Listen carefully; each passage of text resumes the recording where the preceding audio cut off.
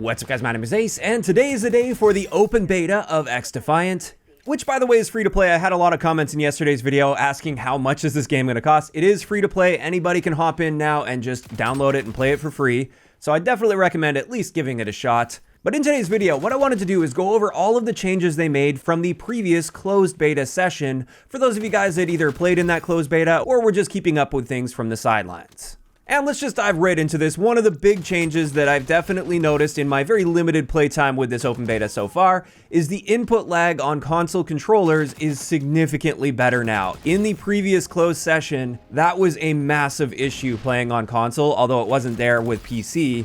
And it made any sort of fine adjustments nearly impossible. It was so difficult to aim properly, and it did feel really bad in that area. That has been significantly improved, so that's excellent news. Additionally, for the newer gen consoles, they have added 120Hz mode, and then they've also mentioned they've done a lot of work to improve the netcode as well from the previous session. Now, in saying that, I have already seen quite a few complaints with people saying that it feels just as bad, if not worse. However, Mark Rubin did tweet late last night mentioning that they are working on this. They have made some improvements to routing already, so hopefully we'll see that improve throughout the open beta, just like we did with the initial closed beta.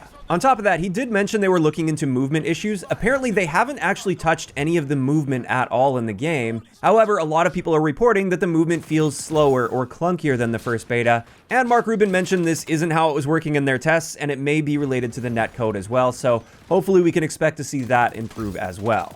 On top of that, for controller players out there, they have made a bunch of adjustments to aim assist from the closed beta. They basically just messed around with the bubble, as I like to call it, that aim assist bubble that surrounds the character model. They've adjusted the slowdown areas and how it works, and they've apparently improved the directionality of that as well. And also there was an issue with like point blank range fights causing issues with aim assist, and they have apparently worked that out. And then on top of this, for console only, they have increased aim assist strength by 5%. That doesn't apply to controller players on PC. And those are the main technical issues and adjustments that they've been working on since the closed beta. On top of that though, they did adjust several of the abilities in the game, and I did want to go into these with some detail. They re-enabled the Espiritu de Libertad passive, and this is something that's just always active as long as you're using the Libertad faction. And this just gives you constant but very slow regen, and it's instant. Literally, the moment you take damage, you immediately start regenning health, but it is fairly slow, and this will also apply to nearby allies. So if somebody stands near you, they'll also get that very slow regen. Now, on top of that, we have some very important balancing that they did with Libertad, which is good to see as well. The first thing is with BioVita, this is that ability that's kind of like a stim shot from Call of Duty where you just pop that and it'll get you right up to full health. Although in the previous closed beta, it wouldn't only get you to full health, it would actually give you 120 HP almost immediately when you activated it. And that was definitely too powerful in the closed beta. So now how it works is it will only be able to get you back up to full health or 100 HP. You're not going to get bonus health on top of that. And I definitely think that was a good change to this. And that's coming from somebody that used that throughout the entire closed beta because it was so powerful. And on top of this, they did reduce the rate at which you heal with this. And I'll just show you a really quick before and after clip here. This is how fast it would regenerate pre-patch all the way up to 120 HP. That was very, very fast. And this is what it looks like post-patch. And I mean, it's still a very quick regen. It's just not as fast as it was pre-patch. And then on top of this, for El Remedio, the gadget that you throw down on the ground and it will heal you up, this one now has a slower cooldown. Previously, it would charge up in 20 seconds. Now it's going to take 30. Additionally, the duration of this is now just 25 seconds. Unfortunately, I don't know what the previous duration was, but it seemed to last for a very, very long time. So it's nice to see that has been cut down. And they've also reduced the healing rate when standing close to that item. And the item itself is easier to destroy. Previously, it had 120 HP, and now it just has 80 HP. So it's easier to just shoot one of those and destroy it if an enemy player is using it. And so far, all of these seem like very good, appropriate changes to Libertad. It was definitely one of, if not the most powerful factions in the closed beta. And I still think it's going to be a great faction. I'm still going to be using it quite a bit. But I think these were good changes to help keep it in check and allow for more room for other factions to shine.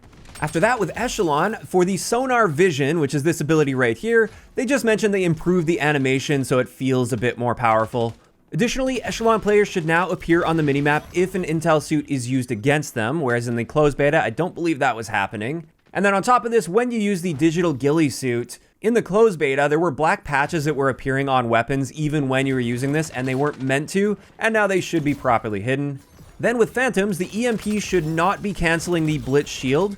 which is this ability here. It's not the shield that you throw down, but it's like the riot shield type thing where you can run around and melee people with it. And then on top of this, if you are holding the Blitz shield, you should no longer take any incendiary damage from enemies that are using the cleaner faction because they get those free incendiary bullets. And that right there, it wraps it up for the adjustments to our factions. The main thing to take away from this is Libertad did get some noticeable and well-deserved nerfs to it. Now let's talk about some weapon adjustments. And with all of the sniper rifles, they increased our aim down sight time and decreased our aim walking speed. Although there appears to be a new bug with this where when you're strafing side to side while scoped in, it does some really weird things with your aim. Unfortunately, for some reason, I didn't have the aim down sight times pre-patch, so I can't compare pre-patch versus post-patch in this particular area, but I do have it for all of the other weapons.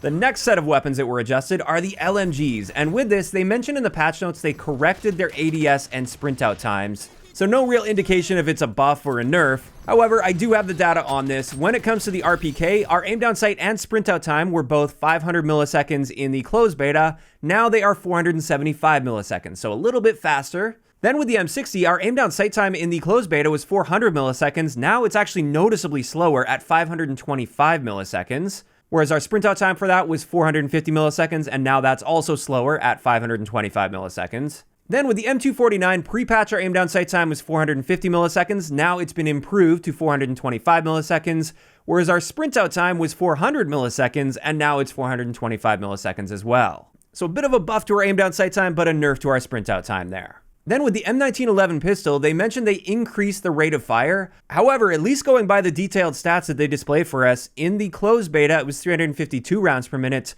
whereas now it's 350 rounds per minute. So if anything, a very slight reduction to our rate of fire, but at the end of the day, it's essentially exactly the same. You'll never notice that 2 RPM difference.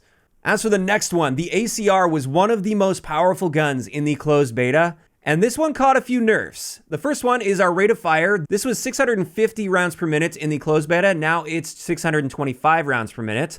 And what this means is our close range time to kill to the body previously was 369 milliseconds, which is very fast for this game. Now it's a bit slower at 384 milliseconds, although still the fastest in the assault rifle category. Then for our aim down sight and our sprint out times, both of these were 300 milliseconds pre-patch. Now they're 320 milliseconds post-patch. So it will be handling just a little bit slower now than it did in the closed beta, but I'd still say the ACR is an amazing gun to use. It's just very slightly worse than it was in the closed version. On top of that, the Mark 20 marksman rifle saw a reduction to its headshot multiplier. And the main thing you'll notice here is pre-patch, if you were using the heavy barrel with this, it actually had a one-shot headshot potential against a full health character, whereas post-patch, we're now dealing 93 damage with that heavy barrel to the head, which means no more one-shot headshot potential with this gun. And then finally, for weapon balancing, they mentioned they increased the headshot multiplier on the P90. And with this one, unfortunately, I didn't have pre-patch data for headshot damage specifically, but post-patch, we are seeing a 1.4 times headshot multiplier, so we're dealing 24 damage to the head up close. And then finally, there's just 3 more miscellaneous changes they made to the game. The first is they just mentioned they made various improvements to audio. The second was a buff to the base health regen delay. Previously, from the last damage that you took, it would take 5 seconds before you start regenerating health. Whereas now that delay is just 4 seconds, so you can get that health regen starting a little bit sooner. And I think this was a great change. I definitely felt like it was holding me back a bit too much in the closed beta, where I spent a lot of time just sort of sitting and waiting for my health to regenerate before I could get back in the fight. Now that time spent out of the fight just waiting to regenerate is noticeably improved. And then finally, they reduced the spam behavior penalties a little bit. And with this is the penalty that applies if you like jump too much, for instance. If you want to just jump over and over and over again, each subsequent jump will be a little bit slower, and it will also force you into a bit of a recovery time where your feet are kind of locked in place for a brief moment before that penalty expires, and then you can get back to your full movement speed. And that's designed to prevent people from over spamming things like jumping. And pre-patch, that penalty was way too punishing. It was to the point where like you literally just couldn't move after a couple jumps. Whereas post-patch, there is still a very noticeable penalty. You still don't want to be spamming jump. It's just that you aren't locked in place for as long as you were in that closed beta. And I do think this was a good change. I think it's good to have that penalty there. But yeah, that previous penalty was way overkill. And with that, that's going to wrap it up for all of the changes that were listed in the patch notes from the closed beta to the open beta. And overall, these seem like a bunch of really good changes and improvements, although I haven't had a ton of playtime to really test them out for myself yet. I've just managed to play a couple games and do some testing in the practice area. I'm really excited to really dive in today. I'm going to be streaming XDefiant for most of the afternoon this afternoon, so if you guys want to come check that out, I will leave a link to my Twitch in the description down below. And this is where I'm curious to hear from you guys in those comments. What are you guys thinking about these adjustments that they made from the closed beta? And if you're somebody that's just hopping in for the first time in the open beta here, what are your initial impressions of XDefiant so far? Just let me know all of those thoughts down below. If you enjoyed the video, a like rating is always appreciated, and don't forget to subscribe for more if you haven't already. I'll talk to you guys next time.